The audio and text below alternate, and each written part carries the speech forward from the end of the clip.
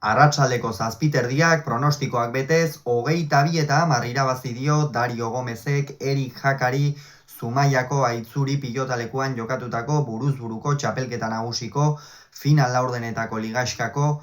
multzoko lehen jardunaldiko bigarren norgehiagokan. Gogora ezagun, batetik Erik Jakak joan den astean irabazi egin ziola Lizarran Joseba Ezkurdiari estu hartu zuen, Arbizukoak hala ere Jaka, eta Dariok berriz errazago irabazi zion Bastidan Aitor Elordiri. Honen bestez bi pilotari hauek final laurdenetako ligaxka jokatzeko txartelaz lortu zuten, 8 honenen artean sartzekoa,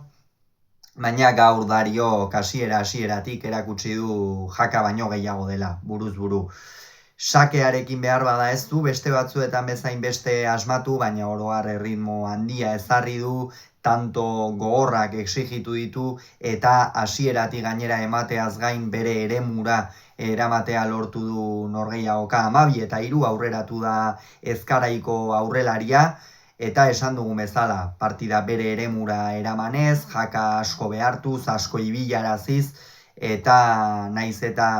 Erik Jakak lehen Azpeitiarekin, ETBko langileekin aurretik egindako elkarrizketan aipatu duen fisikoki inoiz baino hobeto iritsi dela, Dariok ikeragarri exigitu dio eta hasiera horretan apenas izan du aukerarik. Hala ere, bigarren zatian apur bat gora egin du Erikek, askotan kale edo bale jokatu du, sakeren bat edo beste zabalera ateratzen ere ausartu da, eta hor apur bat nahastu dio jokoa Dariori, baina hala ere bigarren etenaldi horretara 18 eta 8 iritsi da, jaun eta jabe izan da Dario, zenbaitetan gainera Erikek ez du asmatu, eta gehiago izan da. Oro har Erik alambrearen gainera jokatzera bultzatu du, abaguneak zituenean ere gehienetan arriskatzera, pilota askoz gehiago luzatu du, askoz gehiago harrotu du Dariok, eta hor egonda partidaren gakoa kolpean, Dario berez ere gehiago baita kolpez.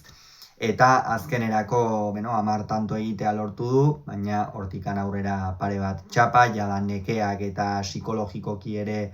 buruak erasan da, Jaka apur bat jaitsi egin da, eta azkenerako aipatu moduan 22-10 irabazi du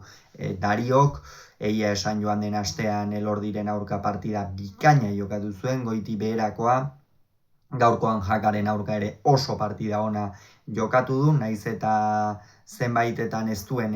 joan den astean bezain beste asmatu. Erik Jakak ezin da esan partida txarra egin duenik oro har, tarteka asmatu gaitu, une batzuetan ere Dariori kilimak egin dizkio, naiz eta markagailuan ez behar bada pare bat tantoren aldera edo aurreratu, hurbildu, baina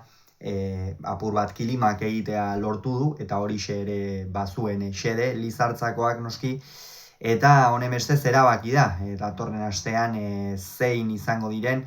multzoko norgehiagokak. Batetik ostiralean jokatuko dute Altunak eta Dariok, ze partida hori, txapelduna aurten momentuz behintzat sailkatu diren pilotari guztien artean ondoen jokatzen ari denaren aurka, eta bestetik Lasok Jakaren aurka jokatu beharko du, kasu honetan Jakak gaur jokatu duenez, Jakak Lasoren aurka, beraz bi partida eder, gauza asko erabaki daitezke datorren asteburuan, eta ikusiko dugu zer gertatzen den. Gogoratu beraz, Dariok 22, Jakak 10 Zumaian.